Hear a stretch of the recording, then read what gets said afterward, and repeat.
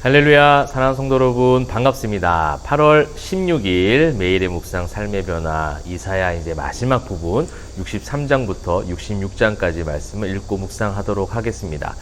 자, 이제 이사야의 마지막인 만큼 이제 제가 중간에도 한번 말씀을 드렸듯이 이제 성경의 전체적인 어떤 구조와 비슷하게 그렇게 흘러가는 이사야의 66장의 말씀이다라고 말씀을 드린 적이 있는데요. 이제 이사야 마지막에 이제 우리가 보는 그 말씀의 그 마무리가 결국 이제 성경에서 말씀하시고자 하는 마지막 메시지처럼 또 보여지기도 합니다. 오늘 이 63장과 64장은요, 이사야가 이제 이스라엘 백성들의 여러 가지 상황들을 회고하고 기억하며 하나님 앞에 기도하는 거예요. 이제 기도하면서 그럼에도 불구하고 그런 배역하고 패역하며 완악한 그런 자기들의 그 모습들 속에서도 하나님이 그냥 두시지 않고 끝까지 구원해 가시는, 끝까지 사랑하시는 그 은혜와 은총에 대해서 고백하고 있습니다. 사랑하는 성도 여러분, 우리가 주님이 다시 오시는 그날까지 살아가는 성도들의 매일의 삶 가운데 이 성경을 읽고 고백하는 그 기도의 시간 가운데 늘 하나님 앞에 찬양해야 될 것은 주님께서 우리에게 베푸신 은혜와 은총이에요. 물론 광야와 같은 세상 가운데 살아가면서 힘겨운 일들도 있겠죠. 수고하고 무거운 짐들도 얼마나 많이 있으시겠습니까? 경제적으로나 건강적인 면에서 또 관계적인 또 여러분 우리가 주어져 있는 많은 일들을 감당하고 또 살아가는 데 있어서 지칠 때도 참 많이 있습니다. 또 여러 번 기도하고 인내하고 참고 있지만 해결되지 않는 많은 일들 때문에 가슴이 답답하고 무너질 때도 얼마나 많이 있겠어요. 그러한 가운데도 오늘 이사야는 63장, 64장 그러한 이스라엘 백성들, 민족들의 상황 가운데에서 베푸신 하나님의 은혜와 은총을 기억하도록 하나님 앞에 기도하고 있습니다. 여러분 매일의 묵상을 통해서 또 말씀을 통해 주어지는 많은 메시지, 그 메시지를 가지고 꼭 기도하시는 시간도 가지시면 좋겠습니다. 하나님께서 우리에게 주신 이 말씀을 통하여 다시 한번 힘을 얻고 그 위로와 은총과 나에게 주신 그 십자가 은혜와 복음의 능력, 이것을 기도하면서 다시 한번 확인하고 또 그런 마음으로 넉넉하게 승리할 수 있는 힘을 달라고 간구하시면 좋을 것 같아요. 오늘 63장 보시게 되면요, 7절에 내가 여호와께서 우리에게 베푸신 모든 자비와 그의 찬송을 말하며 그의 사랑을 따라 그의 많은 자비를 따라 이스라엘 집에 베푸신 큰 은총을 말하리라.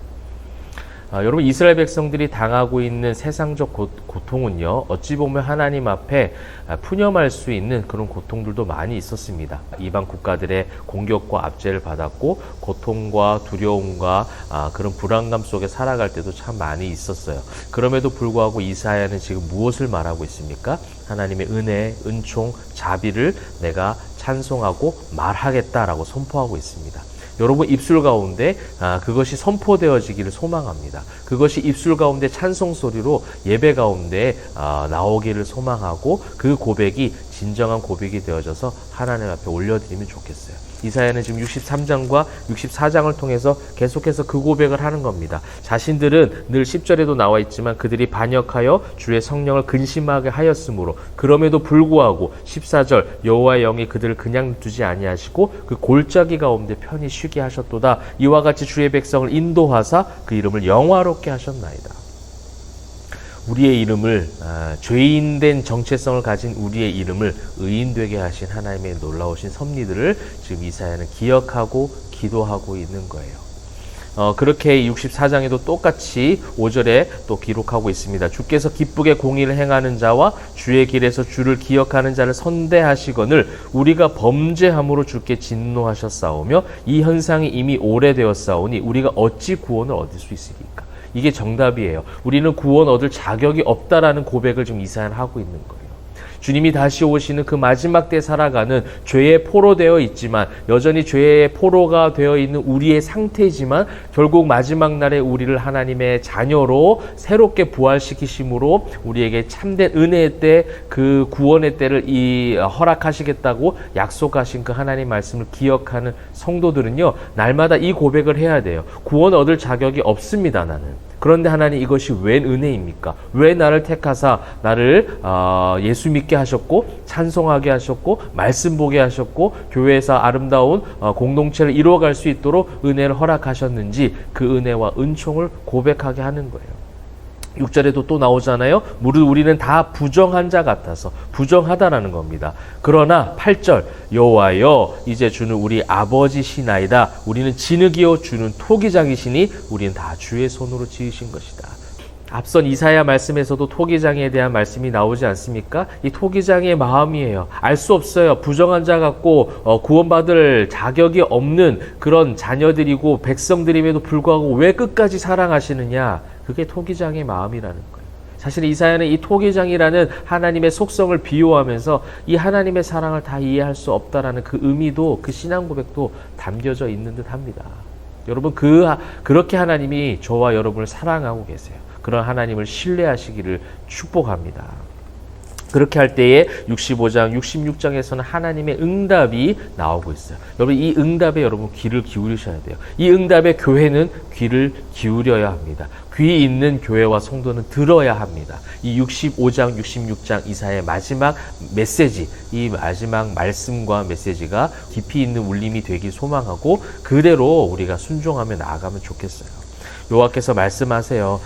나는 나를 구하지 아니하던 자에게 물음을 받았으며 나를 찾지 아니하던 자에게 찾아냄이 되었으며 내 이름을 부르지 아니하던 나라에 내가 여기 있노라 내가 여기 있노라 하였노라.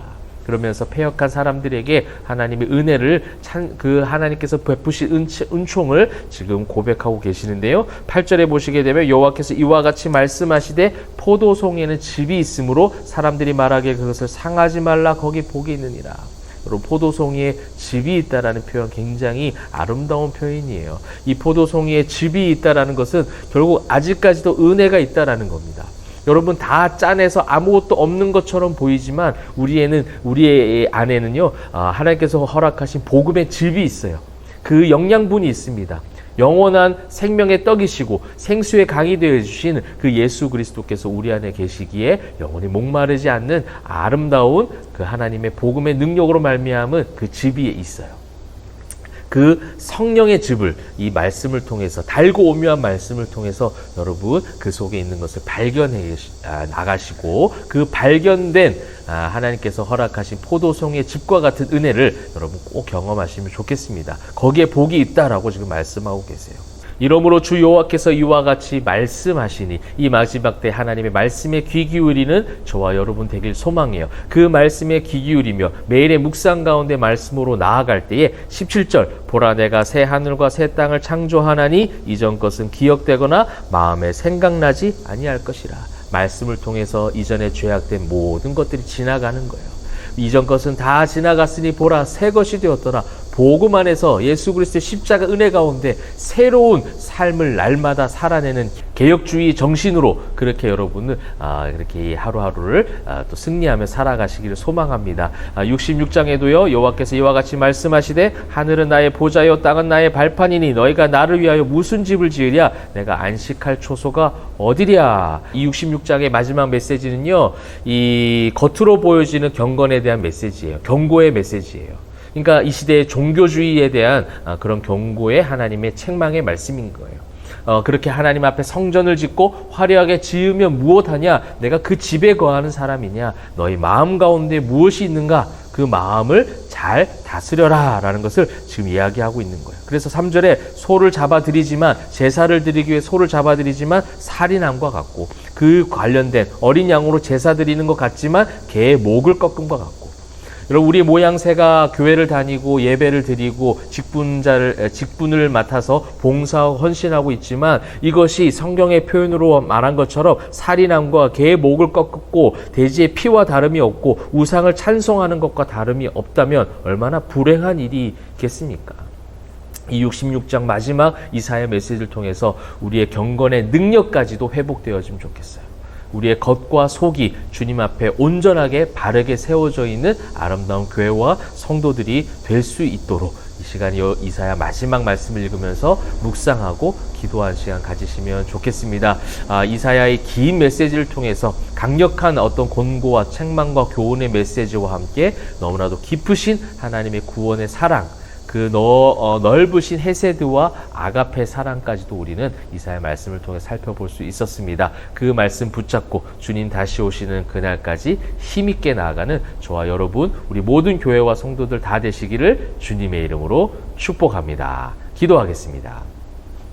사랑과 은혜가 풍성하신 하나님 감사합니다. 하나님의 깊으신 사랑, 그 아가페 사랑과 헤세드의 인내하심을 우리가 다시 한번 이사야 말씀을 통해서 발견합니다. 주님 다시 오시는 그날까지, 새 하늘과 새 땅이 임하는 그날까지 그 길을 주님 붙잡고 그 은혜와 은총을 의지하며 힘있게 나아간 주의 모든 백성들 다 되게 하여 주시옵소서. 감사, 찬송, 영광 올려드리며 살아계신 예수 그리스도의 이름으로 기도합니다.